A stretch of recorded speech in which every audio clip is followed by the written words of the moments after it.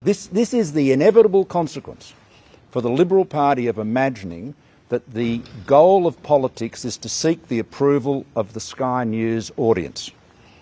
Now, that may well represent many of the members of their branches, but it does not represent Australia. Australia is a sensible nation.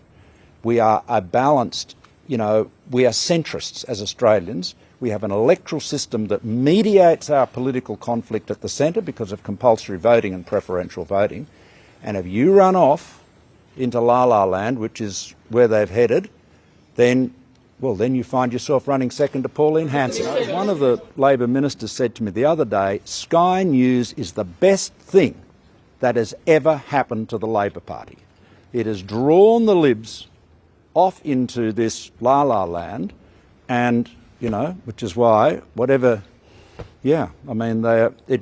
an extraordinary thing. So no wonder that you can just if you hear a sort of a kind of a soft purring, rubbing noise in the Parliament, it's all of the Labor members just rubbing their hands and hugging themselves with glee as they watch the catastrophe on the other side. How worried should the Liberal Party be about One Nation now polling at 27%? Well, I think they, and again, we shouldn't go on forever on this, but look, they should be, of course they should be very worried. These polls are terrible.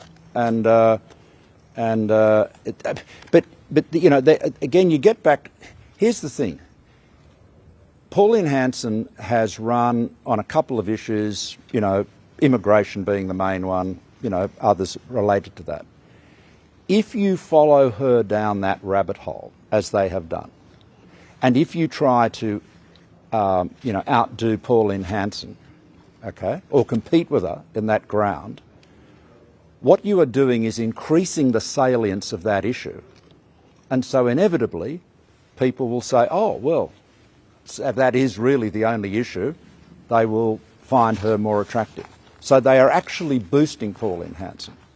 Whereas if they were talking about energy policy, economics, productivity, why do infrastructure projects cost too much in Australia? What can we do to improve delivery? Why does it take so long to permit them? How can we increase permitting? All of the issues that we're raising as a hydropower industry with the government, if the opposition were talking about that and other related issues, then people would be paying attention to that. But essentially what they're taking the megaphone that the opposition has and using it to broadcast and promote the issues that One Nation is interested in, and, surprise, surprise, the salience of those issues rises and One Nation's vote does accordingly.